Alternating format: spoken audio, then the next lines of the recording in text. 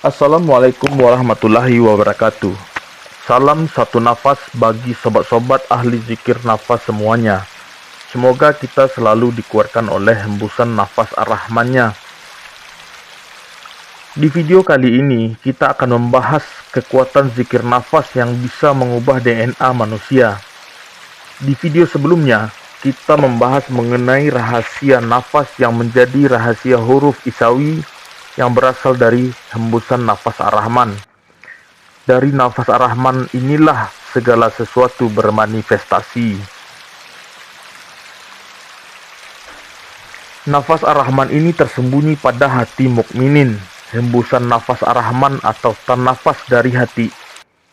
Inilah yang darinya bermanifestasi pada indrawi. Dan manifestasi tersebut tersimpan pada DNA manusia.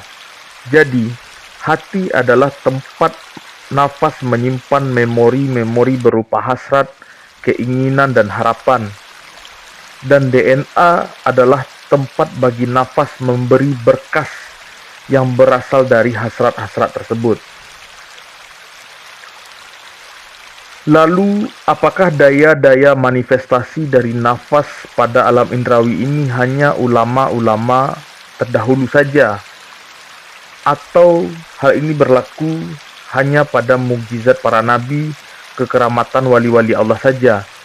Atau itu adalah fasilitas dari Allah Subhanahu wa Ta'ala untuk semua manusia?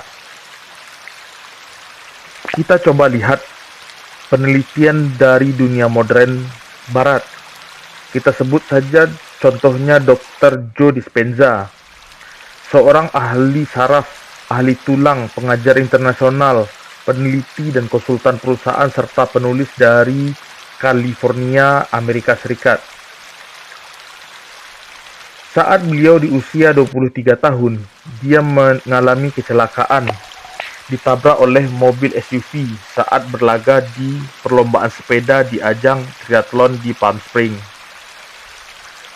Di kecelakaan tersebut, beliau mengalami patah pada 6 ruas tulang belakangnya, dan beliau divonis oleh dokter tidak bisa berjalan seumur hidup. Tapi yang beliau lakukan adalah fokus melakukan meditasi, menggunakan kekuatan pikiran dan imajinasi beliau di setiap tarikan nafasnya. Ajaibnya, dalam tempo 12 minggu saja tubuh beliau sudah pulih dan bisa beraktivitas seperti sedia kala. Sejak itulah beliau fokus mendalami ilmu mengenai meditasi dan kekuatan pikiran, serta pengaruh dan perubahannya pada DNA manusia. Dari situ juga Dr. Joe Dispenza berpendapat bahwa tubuh kita bisa menyembuhkan dirinya sendiri dengan melepaskan ikatan-ikatan pada masa lalu dan membangkitkan daya-daya imajinatif dan kata-kata dan menyusun ulang kembali DNA-nya. Nah, hal ini selaras dengan yang dikatakan oleh guru kita Syekhul Akbar Ibnu Arabi. Beliau berkata, nafas membangun daya-daya dan daya-daya inilah yang menyusun huruf dan kata. Dengannya juga sesuatu mewujud dan bermanifestasi pada alam indrawi. Jadi, semakin kuat emosi, perasaan, serta kesadaran kita dalam setiap hembusan nafas, maka semakin besar juga pengaruhnya pada genetik manusia. Perubahan akan terjadi pada genetik dan protein-protein yang dihasilkan oleh genetik tersebut hanya dalam 4-8 hari saja jika dilakukan secara rutin dan terus-menerus. Dalam sebuah kasus, Dr. Joe Dispenza mendapatkan seorang pasien wanita. Wanita ini bertengkar dengan suaminya. Suaminya lalu berteriak dan lari ke balkon dan bunuh diri.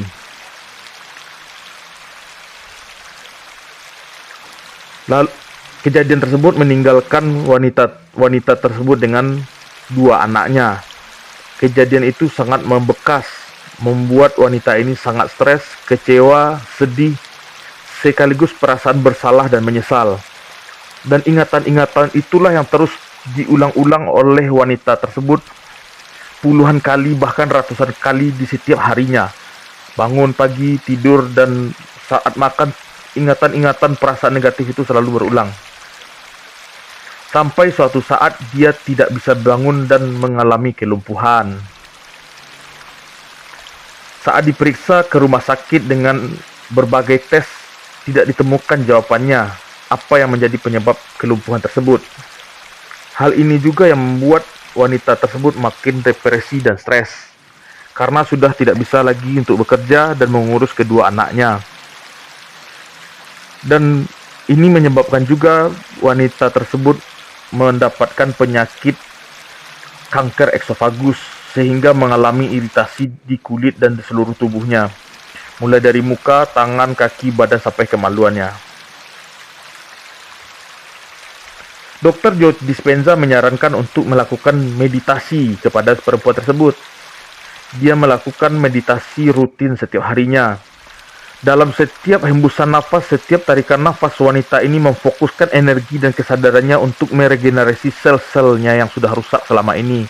Hari demi hari, waktu demi waktu, bahkan wanita tersebut juga mengalami ketidakpercayaan tapi tetap terus fokus untuk melakukannya, sampai akhirnya wanita tersebut setelah beberapa bulan sembuh dari penyakit kanker esofagus tersebut. Bahkan sudah sembuh dari kelumpuhannya.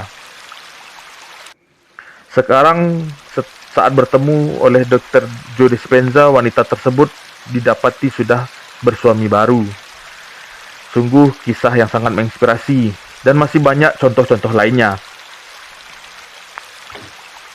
Mengenai teknik yang dilakukan Dr. Joe Dispenza, kami menemukan kemiripan dengan teknik yang dilakukan oleh guru-guru kami terdahulu sejak abad pertengahan, dan ini diabadikan dalam karya tulisan atau kitab-kitabnya. Teknik-teknik zikir nafas ini insya Allah akan kita bahas satu persatu secara lebih lengkap di video kita selanjutnya. Tapi sebelum dari itu, ada hal yang perlu kami sampaikan kepada sobat ahli nafas sekalian. Meskipun ada beberapa kesamaan dalam teknik pernafasan, tapi sungguh ada perbedaan yang sangat mendasar, yaitu pada tauhid dan makrifat saat meditasi. Pada akhirnya, sang meditator dunia barat akan menjadikan pikiran dan imajinasi sebagai Tuhan. Kita sebagai muslim yang beriman tentu ingat dengan kalam Allah Subhanahu wa Ta'ala kepada Nabi Ibrahim yang ditulis di surat An-Nahl ayat ke-12. Dia Allah menundukkan malam dan siang, matahari dan bulan untukmu, dan bintang-bintang dikendalikan dengan perintahnya. Sesungguhnya pada yang demikian itulah benar-benar menjadi tanda-tanda kebesaran Allah bagi orang yang mengerti. Orbit matahari, bulan, dan bintang-bintang yang dimaksud di ayat ini adalah kiasan dari akal, pikiran, imajinasi, waham, hati, jiwa, dan ahwal-ahwal batin bagi mukminin. Dan inilah orbit yang menjadi kekuatan mikrokosmos dari Allah Subhanahu wa Ta'ala untuk menguatkan manusia sebagai khalifah di muka bumi. Insya Allah kita juga akan membahas mengenai orbit-orbit mikrokosmos atau kekuatan dari orbit bulan, bintang, matahari, dan bintang-bintang lainnya pada diri manusia, supaya kita bisa memanfaatkan potensi-potensi yang sudah disediakan Allah untuk manusia ini, supaya kita bisa menjalankan tugas dari Allah menjadi khalifah yang baik di muka bumi. Baik, demikian pembicaraan singkat kita mengenai zikir nafas yang mengubah DNA manusia. Silahkan klik subscribe dan bunyikan loncengnya untuk mengikuti video kami selanjutnya. Assalamualaikum warahmatullahi wabarakatuh. Salam satu nafas.